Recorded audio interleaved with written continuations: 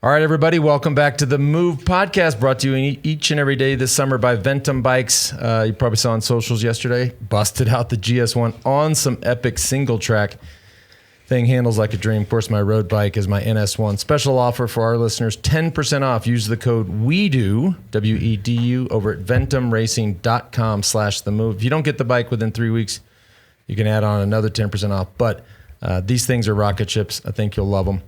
We're talking about stage 4. Mel, what did we do? Stage 4, from Troyes to Bar-sur-Aube. Troyes to Bar-sur-Aube. And apparently we've been notified on the internet that we are mispronouncing certain French words. And it's no doubt, right? When you listen to things like that, like, what are we doing wrong, Allison? Apparently, I might be saying Femme wrong. So is it Tour de France Femmes avec Zwift or Tour de France Femmes avec Zwift? So what does the inner Google tell you? I'm saying Femme, inner Google saying Femme. So Mel will have to answer that. I was going to say, we should get Mel in here. Yeah, we need Mel tomorrow for that, for sure. Incredible victory by Marlen Reusser. I mean, this, she is a time trialist, so she's proven to be able to ride against the clock, but she just rode away. She made it look easy. And she didn't, and legit, I mean, in terms of putting time on chasers, putting time on the peloton, she also looked easy.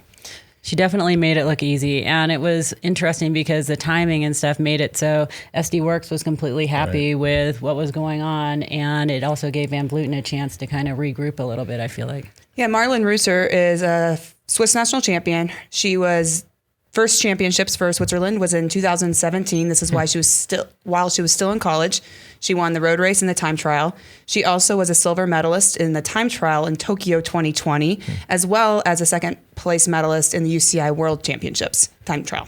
So this girl knows how to motor. And she's a doctor. Yeah, so while she's studying, she has a degree in medicine, and while she was still racing, winning national championships, she was working as an assistant doctor for surgery.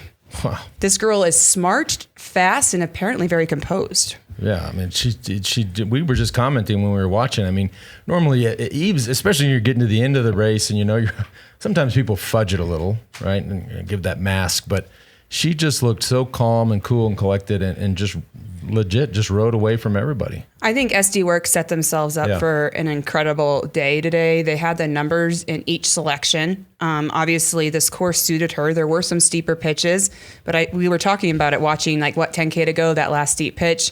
As soon as she gets over that, basta. It's right. And of course, that is the other big headline here. And later in the show, I want to get into whether or not these types of stages belong in any tour. But they were built as gravel, right? And I know gravel, but this is like I think I know gravel. This is like a different type of gravel. And you were comparing it to Unbound, which of course I do not know. But this was way rougher, way chunkier, way dustier than I ever imagined. I mean, check the images here. You cannot, I'd hate to be driving that car trying to figure out, if there's a rider who's just flatted on the left side of the road. You literally cannot see anything. And as we're watching, this isn't smooth. These are rocks in the road. And we saw as a byproduct of that, lots of flats, lots of crashes, lots of mechanicals. It was definitely chunky and sharp rocks. I mean, It was not smooth gravel by any means. And especially making it difficult was going up a climb first and then hitting the gravel. So that essentially extended the climb. Definitely difficult. Right. And I think we've all raced Strade Bianche, and not me. Oh, you haven't? Oh, okay. Well, you've raced it, Allie. I have raced Strade Bianche, and they call that gravel white roads, and that's what they were calling this stage. And so I assumed when we were talking yesterday, the chonk factor, Lance, remember chonk factor? Chonk. How chunky is the chonky? Chonkalicious. And I'm like, I don't think it'll be a problem because I'm thinking it's Strade Bianche, which is pretty smooth. I mean, even with rain. But this was, I got a text message from a couple DSs last night. They're like, oh no, this is sharp. It's going to be flats galore.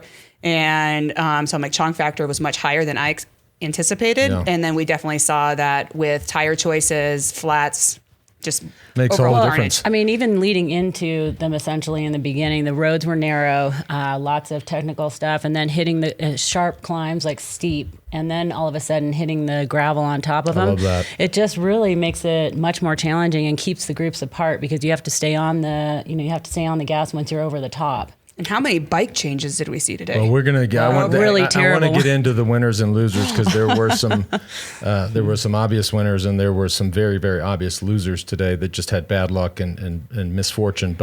And as we saw Marlen Reusser win, I couldn't help but notice these dope ass Roca shades she had on. Rob and the team down in Austin, you have my address. I mean, I want these Matadors. I'm telling you, those are so fly. I got it, Rob. You're listening, I hope. But today's show is brought to you by Roca, which is perfect timing because she looks so great in those shades. They are the best optic out there, whether it's on the sunglass side, the prescription side. Total game changer. Lightweight, no slip, amazing lens. Special offer for our listeners. Head on over to Roca, ROKA.com. 20% off. Use the code THEMOVE. Today also brought to you by Wahoo, who has actually now built out a complete suite of products covering really the whole spectrum of cycling, whether it's indoor cycling, outdoor cycling. The Kicker Smart Trainer has changed the game for me in the winter. The Rival Sports Watch, of course, wear it every day. The Bolt GPS computer, which we're seeing a lot of these in this peloton and in the men's peloton. And now the SpeedPlay pedal, including the PowerLink. So head on over to wahoofitness.com. Check it out. Let's talk about the winners and the losers. I hate to say it that way. Let's talk about the fortunate and the not so fortunate. I mean, we have to talk about Mavi Garcia, who was. She had to be thinking. There's a question for you because you guys were talking yesterday about how much time somebody would need on Annemiek van Vleuten, who I think was one of the winners today. She minimized the losses, stabilized things, but Mavi Garcia, right, had to be one of these ladies that was like, maybe there's an opening here. Yeah, coming into the race, Mavi Garcia is just finished third in the Girodon general classification a few weeks ago.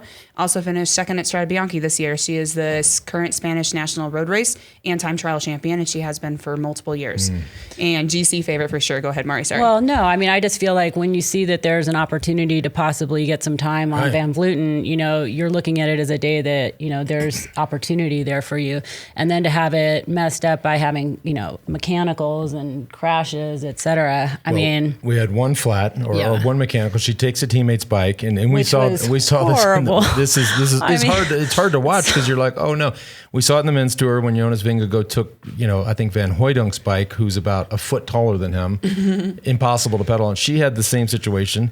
And then, 20, 30 minutes later, another flat tire and takes another teammate's bike that's tiny, way too small.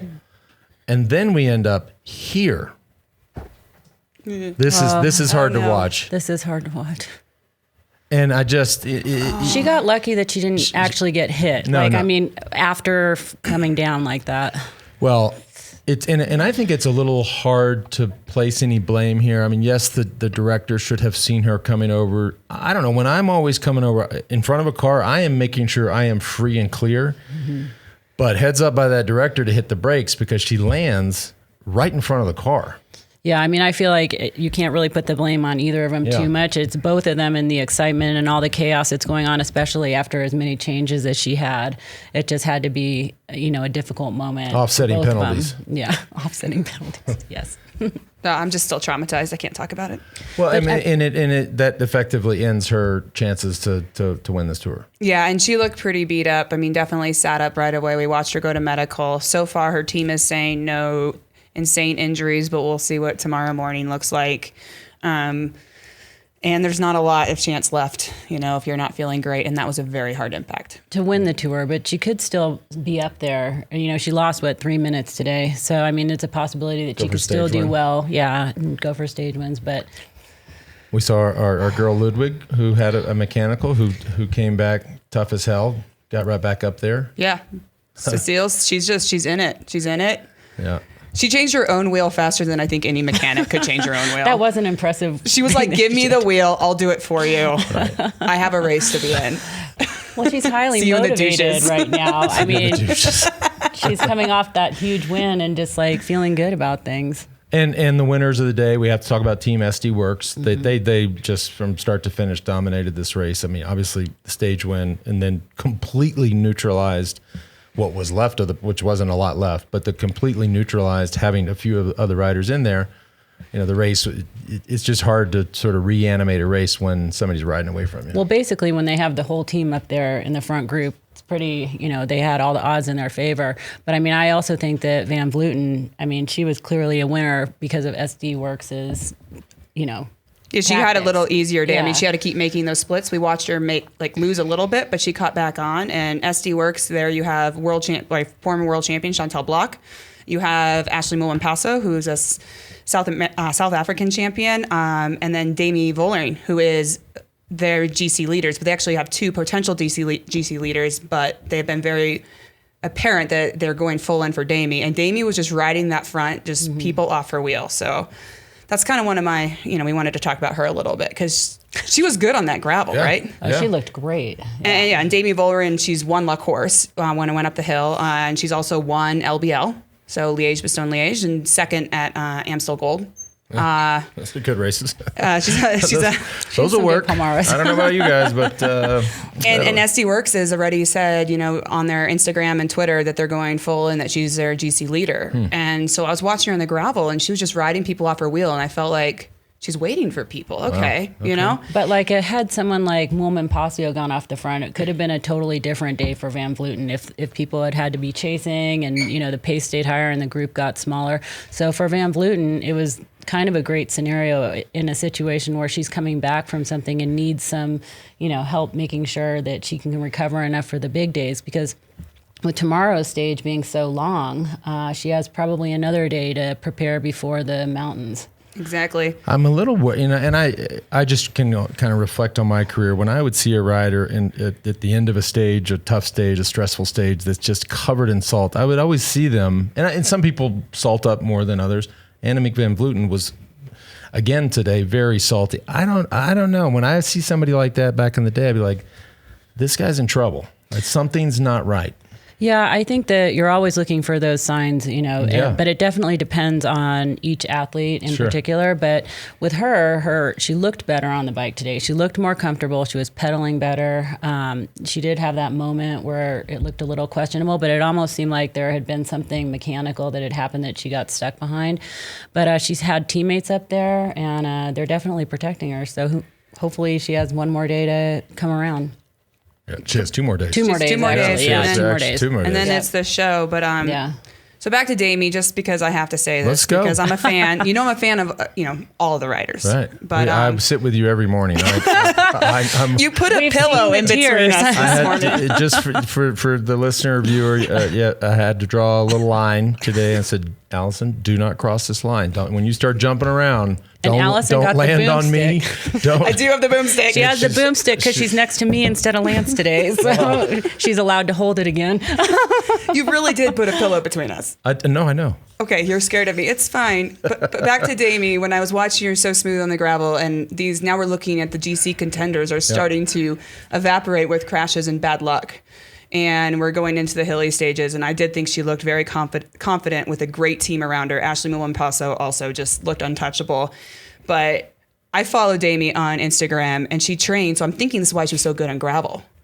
She trains with her dog on her backpack when she does these altitude training camps. And this is, now, I've seen a lot in cycling.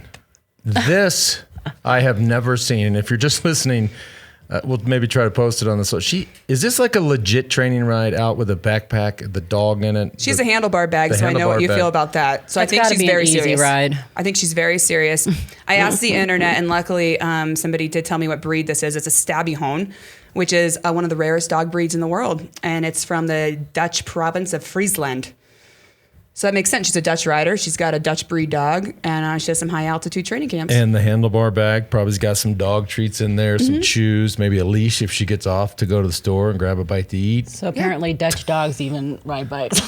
Yeah. Oh my God. I mean, that dog's not dropping us anytime soon. No. Maybe us on our ride. Yeah, that's exactly right. Just Lance, not us. Today's show also brought to you by Ettitude. We talked about this during the men's shows, and this has been a game. And the ladies up here with me do not have the sheets yet, and the pajamas are on their way. We're going to do the same thing. Instagram Live, talking about the race in our PJs. Y'all didn't know that till today. They were like, "What? We're going to do what?" I was like, yeah, we're all three of us going to sit around in our pajamas. We're all in. But this is... Does Blaze know about this yet? No, but you can tell him. I will stand far away. But these sheets have changed the game when it comes to my sleep. They've got a really cool, innovative fabric called Clean Bamboo. Check this out.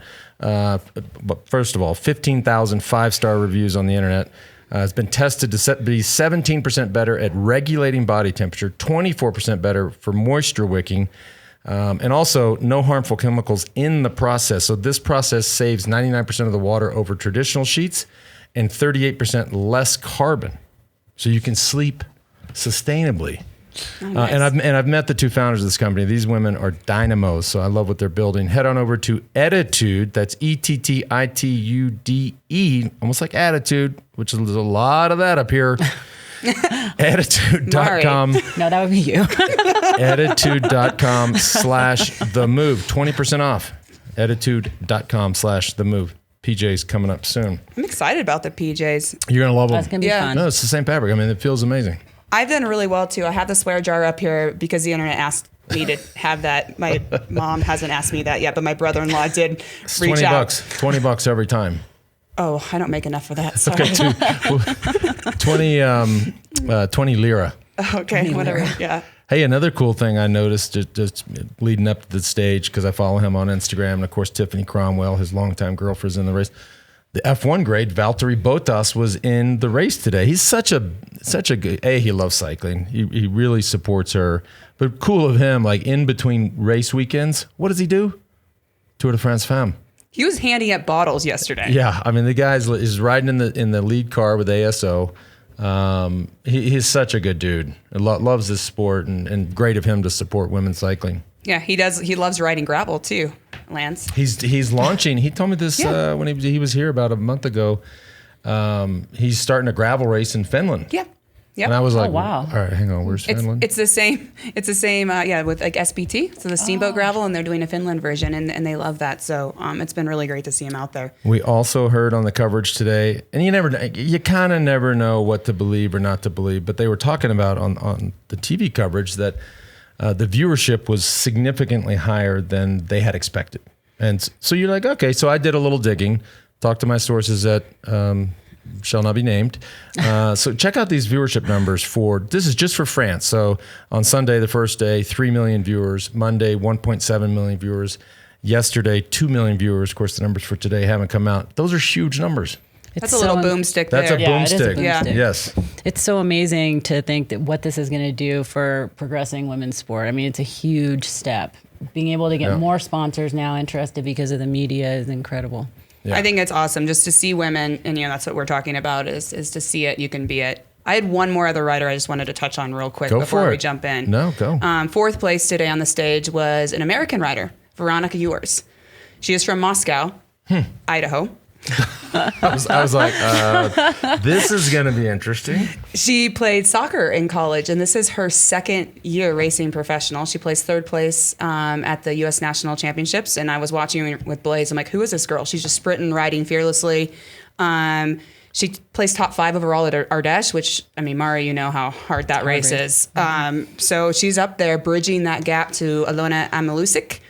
30 seconds up that one climb. She bridged the gap. She lost the break sprint, but highest placed American today. And I thought she had a really impressive ride. Well, and it's amazing that the 2 American women who are up in the lead group are both in the sport for less than a few years. I mean, it's pretty incredible and unheard of, I think. As was Marlen Reusser. I mean, that's... Yeah, exactly, her too. Right. No, I'm just saying, those are great... She's another good example. Yeah, amazing stories.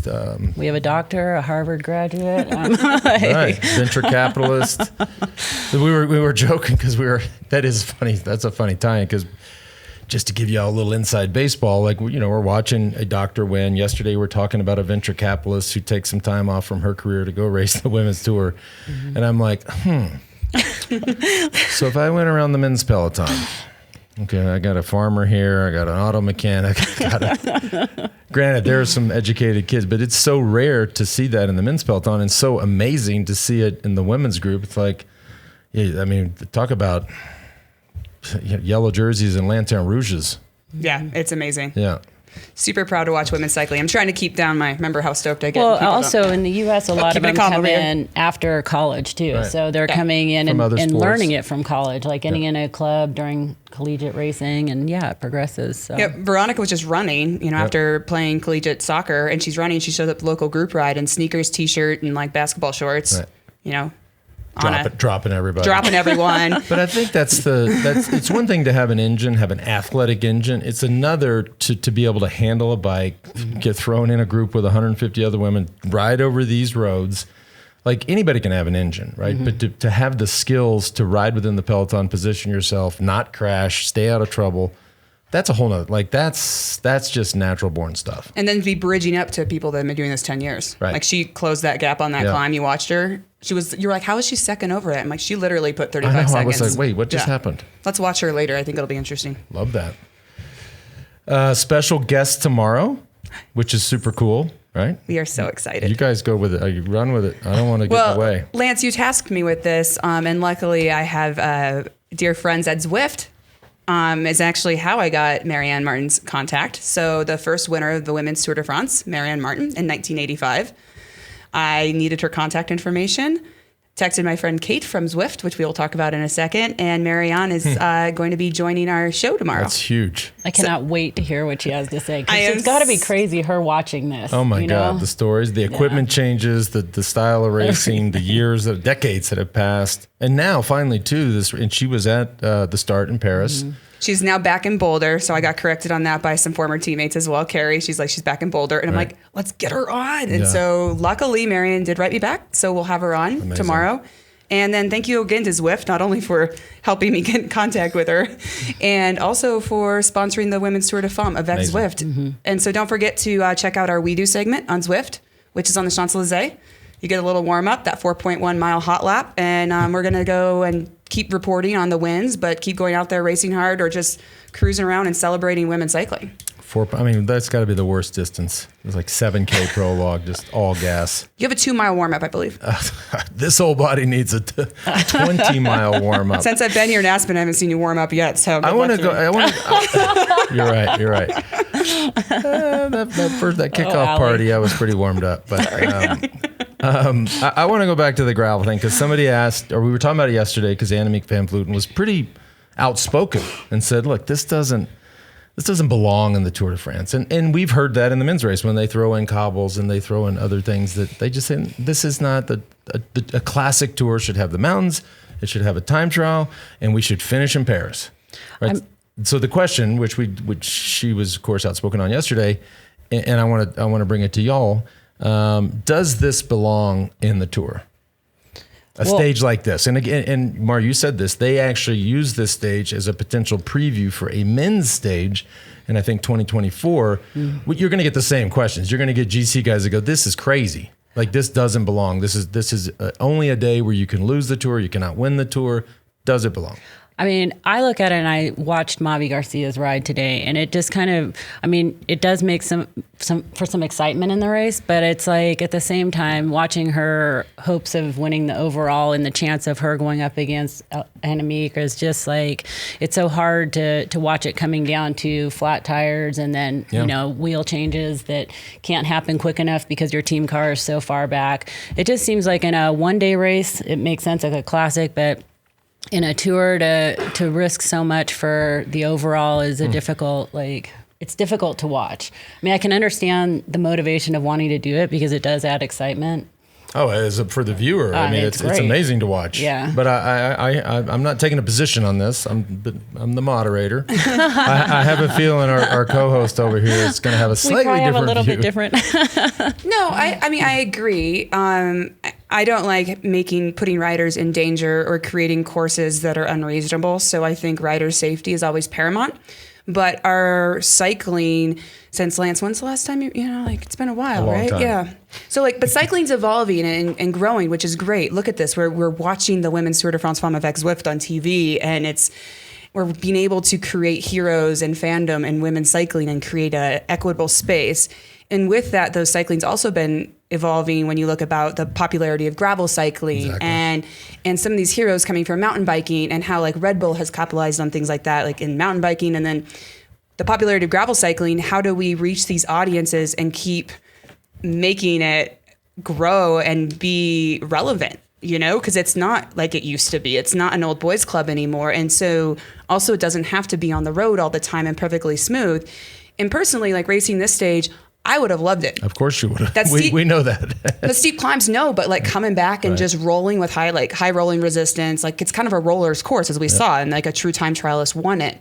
And so when I look at stage races, and I used to race like in the Giro or the Route de France, and just so helly, like as a domestique, or what my role was, if there's no time trial, like there wasn't in this race, to not have the opportunity for those rollers to just go and just take those little skinny swear word climbers, like, and just go as hard as you can and be like, see you in the douches. Right, so it's opportunity. And I do think that the events like the Tour, they have to kind of follow what is going on. It's interesting because the two big things that are driving bike sales in the United States and probably all over the world are e-bikes and gravel bikes. Now, I'm going to step in and put my foot down if they all of a sudden have an e-bike stage. I legit will. I don't think we'll see that, but I don't know that I have a position on this. I hate to see a rider like Mavi Garcia. Oh, it's heartbreaking. Yeah, be out of the race because of bad luck and then the crash.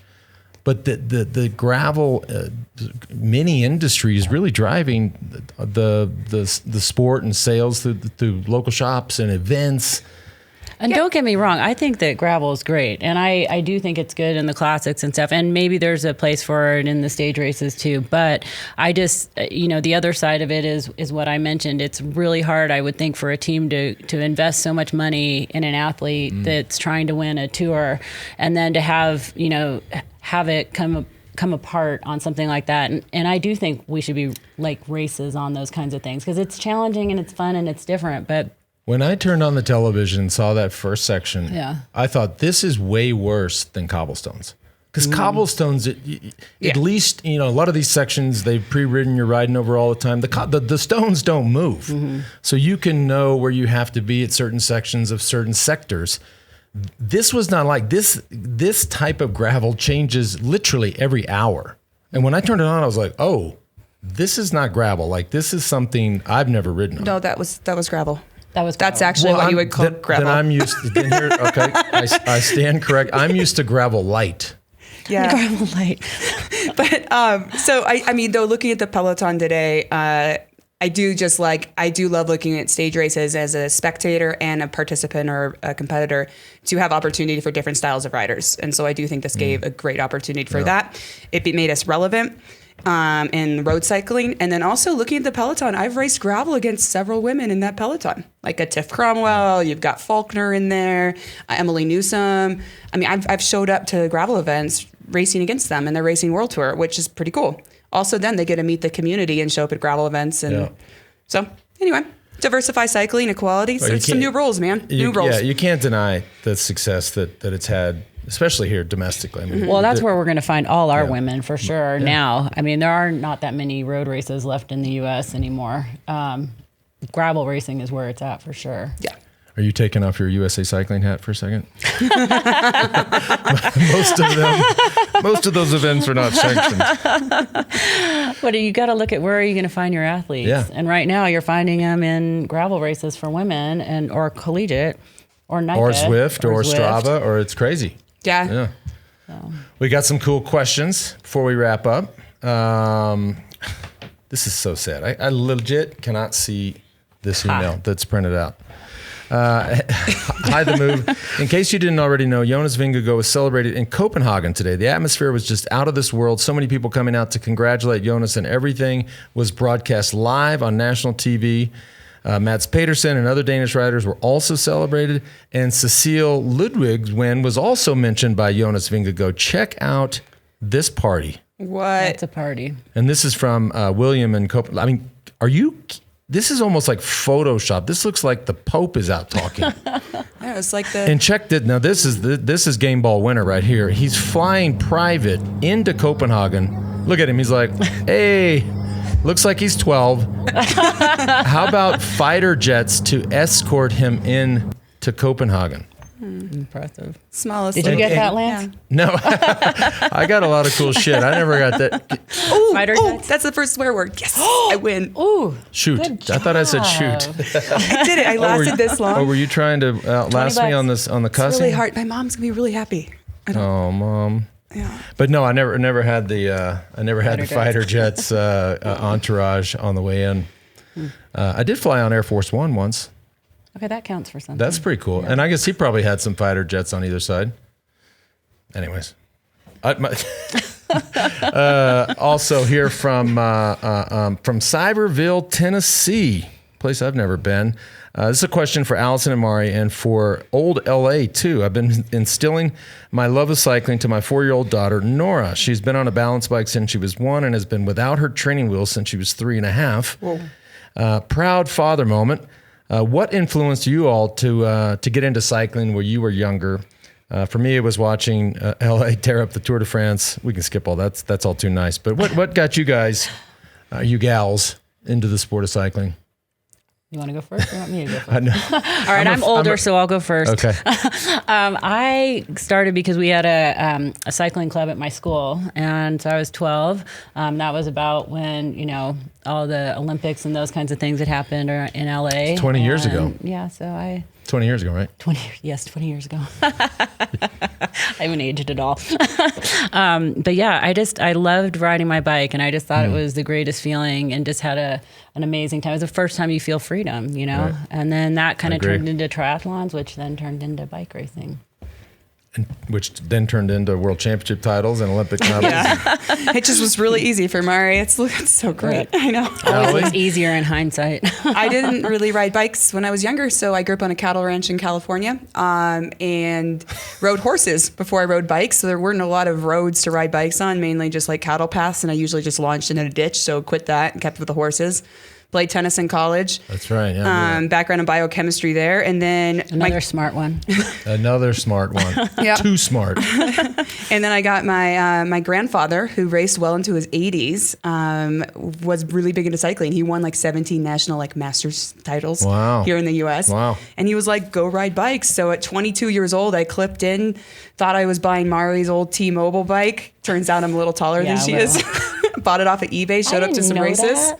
Yeah. That's so cute. And at the Olympic Training Center within 2 months, can't clip in. I'm falling over, and then I'm in Europe 4 months later. So it's similar. It was Again, quick. athletic genes have, but I've figured out the gravel thing with you. Now I get it. The cattle paths, the horses. No, the horses. Because I've only ridden a horse like 5 times in my life. If I can You're from Texas. I'm done. He's from Plano. No, I'm from Plano. There is an HEB and a Starbucks on every corner. It's a concrete jungle. I am from Plano. Okay. So, but the horse thing, okay? Yeah. Every time I try to do it, I've only done it a handful of times, and I don't ever need to do it again. These beasts scare me, but when I'm on there, I'm like, this is, how is anybody doing this? What are these? Nobody's innovated in the saddle department. It's terrible. That explains the gravel. That's what I feel like when I innovated a new saddle, too, for the bike. For that reason. But yeah, my parents still have a cattle ranch, so hey. All right, last thing we've got. We thought our man Joe Natoli was only doing the men's tour. Well, Joe's not sleeping. He's got another. Oh boy, yo, we do raps. I say my life is dope and I do dope shit. Rewind that, Mari Faux Shizzle. Allison WTF Tetrick. Oh no. Mari Straight Mackin Holden. Oh my God. I love him. And it says catch our flow. The guy. Oh man, you got to get up pretty early to get one over on Joe Natoli. Joe, thank you. Though, really?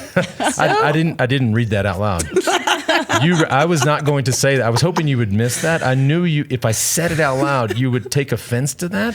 I didn't say it. Joe said it. Just saying. Okay. Because you know who the El Jefe is here, right? Okay. Not me. Yeah, I know. Not me. Believe me. It'll be Beetle. This dog, Tico, Taco, Paco. Oh, anyways, all right. Well, actually, one more thing. We should probably pull up tomorrow's stage because it is not as eventful as today, perhaps. Although we don't know what the wind will do. I haven't checked the weather. This is, I think, the biggest takeaway is it's a very long stage. It's the longest stage of the race. Longest stage of the race. Another one of these time bonuses, which haven't really factored into the overall for what it's worth, but fun to have them in there and to mix it up. 175K, so we're looking at, gosh, what is that, 110, 115 miles?